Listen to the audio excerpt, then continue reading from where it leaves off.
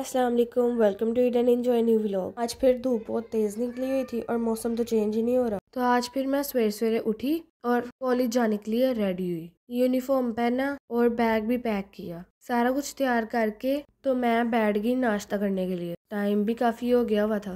फिर मैंने खाया पराठा और साथ खाई दाल। नाश्ता अभी कर ही रहे थे कि पापा ऊपर से आए और वो पुदीना ले आए।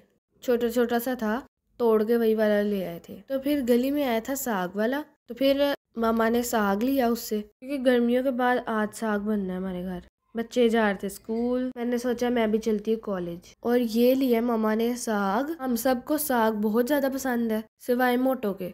ये लिया साथ साथ मामा ने पालक भी।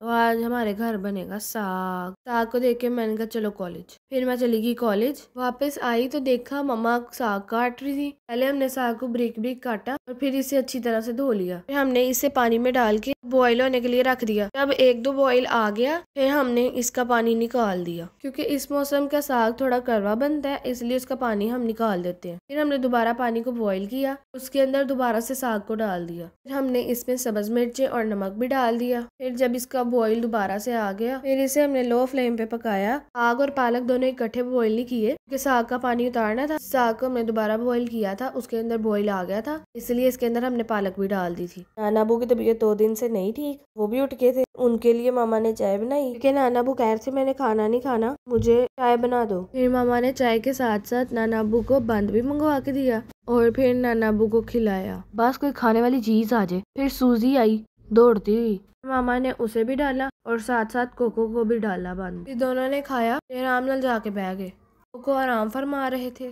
उतनी देर तक हमारा साग भी पक गया हुआ था, इसमें जो पानी था वो भी खुश्क हो गया हुआ था। फिर हमने साग थोड़ा सारा बाहर निकाला और उसको चेक किया कि पक गया कि नहीं पक गया। तो ये पक गया हुआ था और ये बिल्कुल नरम हो गया हुआ था। फिर मम्मा ने इसके अंदर कोटा मारा, अच्छी तरह से इसको मिक्स कर लिया। फिर इसके अंदर 2 चम्मच दादर मिर्चें डाल दी। फिर इसको अच्छी तरह से मिक्स किया, जितना जोर लगा सकते थे उस तरह मिक्स किया। और फिर उसके बाद इसके अंदर थोड़ा थोड़ा ऐड कर दिया हमने आटा, तकरीबन आधा कप। और फिर से इसको अच्छी तरह से मिक्स किया। अगर हाथों से मिक्स ना हो तो फूड फैक्ट्री में भी कर लेते हैं। फिर हमने कढ़ाई में डाला ऑयल। ऑयल गर्म हुआ तो इसके अंदर हमने डाल दिया 2 चम्मच लहसुन अदरक का पेस्ट। फिर किया इसे अच्छी तरह से मिक्स। फिर इसे ब्राउन होने के लिए छोड़ दिया। अब हमारा लहसुन अदरक हो गया ब्राउन। बहुत ज्यादा ब्राउन नहीं करना कि साड़ सूड़ के रख दो। अब हम इसके अंदर साग ऐड करेंगे, क्योंकि यहाँ पे लग रहा है साग को तड़का। जितने साग की जरूरत थी हमने उतने को डाल दिया और लगा लिया तड़का। हम जब भी साग बनाते हैं लम्बो मोटा होने के लिए जरूर रखते हैं और एक बाउल अपने लिए भी फ्रीज करते हैं, क्योंकि दोबारा इतनी मेहनत नहीं होती। फिर हमने इसको अच्छी तरह से कर दिया मिक्स और छोड़ दिया थोड़ी देर के लिए पकने के लिए।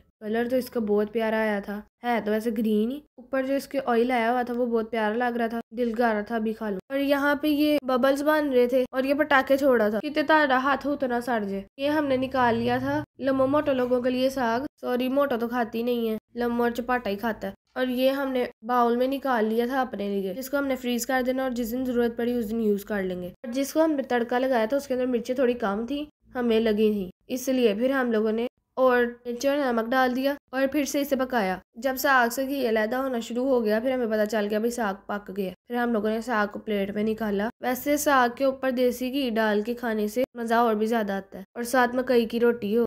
हमने मकई के आटे का पता करवाया लेकिन वो मिला ही नहीं। फिर मैंने रात को बनाई डम्पलिंग्स और साथ साथ डम्पलिंग्स की स्पेशल चटनी भी। इस चटनी को खुद मैंने अपने हाथों से बनाया था और ये बहुत मजे की बनी थी। इसकी रेसिपी भी मैं आपको जरूर बताऊंगी। तो फिर सूजी का काम चेक कर लो। यहाँ पे पापा के काम का स्टील का फ्रेम पड़ा हुआ था, जा रही थी, इनू सुकून नहीं है। उसके बाद मैंने इसे बैलून दिया ताकि नीचे उतर जाए, लेकिन नीचे उतरने का नाम नहीं ले रही थी। ये नीचे आके बैठ ही गई। फिर इसे देखा मेरी वीडियो बन रही है, ते अगली स्टैंड से निकल के बाहर आ गई, कहती हुन बनाओ। फिर रात को इस शहद को हमने अनपैक किया, क्योंकि ये हमने बड़ी दूर से मंगवाया। पहले तो ये मुझसे खुल नहीं था रहा, लेकिन मेहनत के बाद ये खुल ही गया। इसके ऊपर से मैंने शापर को उतारा और फिर इसे खोला। खोल के तो मैंने सोचा इसको ट्राई जरूर किया जाए। थोड़ा सारा स्पून में डाला और इसे किया ट्राई। सच में ये बहुत प्योर था, बहुत मजे का था, मीठा भी था लेकिन चीनी जैसा नहीं था। इसी के साथ हमारे व्लॉग का होता है दी एंड। अल्लाह हाफिज।